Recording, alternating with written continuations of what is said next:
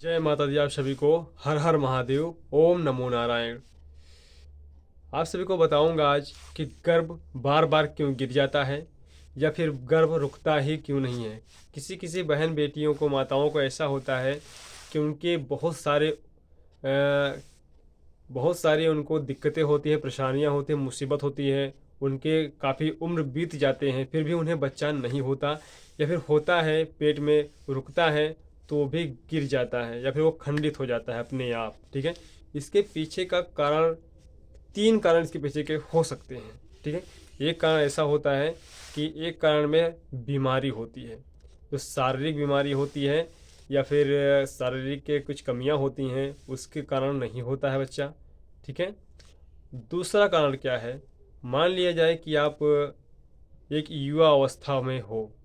आप जैसे 16-17 साल की कोई लड़की होती है, वो जब बड़ी होने लगती है ना, तो कुछ उसके परिवार वाले या फिर कुछ के उसके अगल बगल वाले या उसे जलन रखने वाले या फिर कुछ गांव खेड़े के लोग, ऐसा होता है कि किसी किसी औरत को बच्चा नहीं होता है। ठीक है, किसी किसी औरत को बच्चा नहीं होता है तो ऐसे किसी बाबा के पास वो जाती है और बाबा से बोलती है, बाबा मुझे बच्चा नहीं हो रहा है। तो वो बाबा को, जो गंदे तांत्रिक होते हैं या फिर गंदी क्रियाओं करने वाले जो बाबा लोग होते हैं, वो ऐसा कर देते हैं कि औरत को कुछ टोटका करके दे देते हैं कि जाना किसी लड़की के ऊपर या फिर किसी औरत के ऊपर तुम इसको डाल देना, तो उसका कोख बंध जाएगा और तुम्हें बच्चा हो जाएगा। ऐसा भी होता है। ठीक है, कभी कभी ऐसा होता है तो वो औरत वहाँ से लेकर आएगी तो वो किसी लड़की को टारगेट करेगी, जैसे 16 है 17 साल की है, 16-17 साल की है या फिर 18 साल की है, या फिर किसी और लड़की को या फिर किसी औरत को वो टारगेट करेगी। ठीक है, ज़्यादातर इसमें 16-17 साल की, 18 साल की लड़कियां ही शामिल होती हैं। उनको ये सब चीज़ के बारे में पता नहीं होता कि टोटका क्या होता है, टोना क्या होता है या फिर मेरे साथ कोई कुछ कर क्या देगा, या फिर भूत क्या होता है, प्रेत क्या होता है, कोख का बंधन क्या होता है। ये सब लड़कियों को पता नहीं होता तो इनको ज़्यादा ही टारगेट किया जाता है। ठीक है, फिर उसके ऊपर वो औरत लेकर आएगी कुछ करवा के, फिर उसके ऊपर डाल देगी, तो उसका कोख बन जाएगा। जब शादी उसकी होगी, वो उसको डाल देगी तो उसका कोख बन जाएगा और जो डालेगी उसको बच्चा हो जाएगा। ठीक है, ऐसा भी होता है। उसको जोग बोला जाता है, हमारे इधर गांव में उसको जोग कहा जाता है। जोग, जो जोग कर देते हैं लोग। ठीक है, जोक कहने में तो छोटा सा शब्द है लेकिन वो बहुत बड़ा होता है।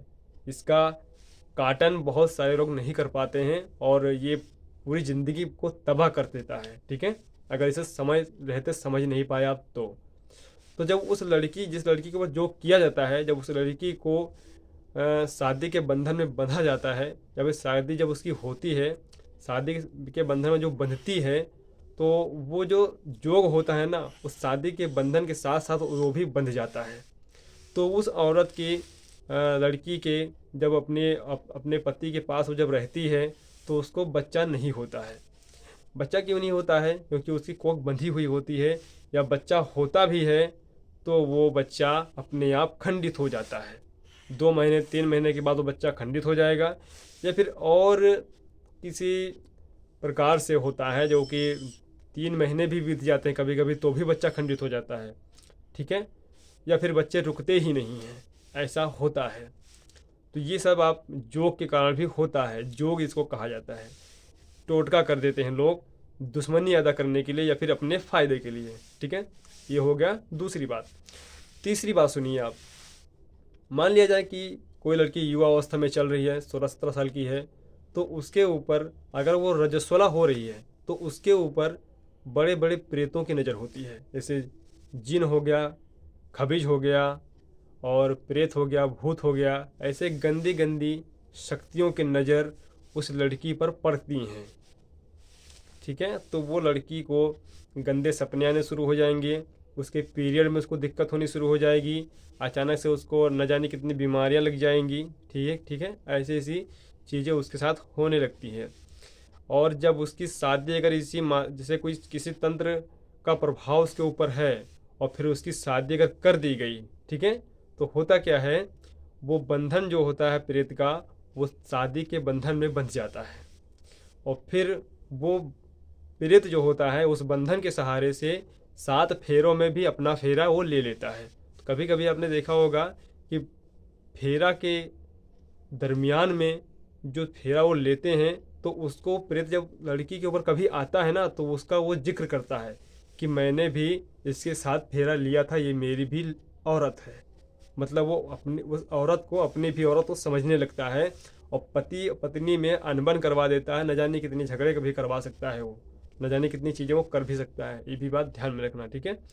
तो ऐसा भी होता है।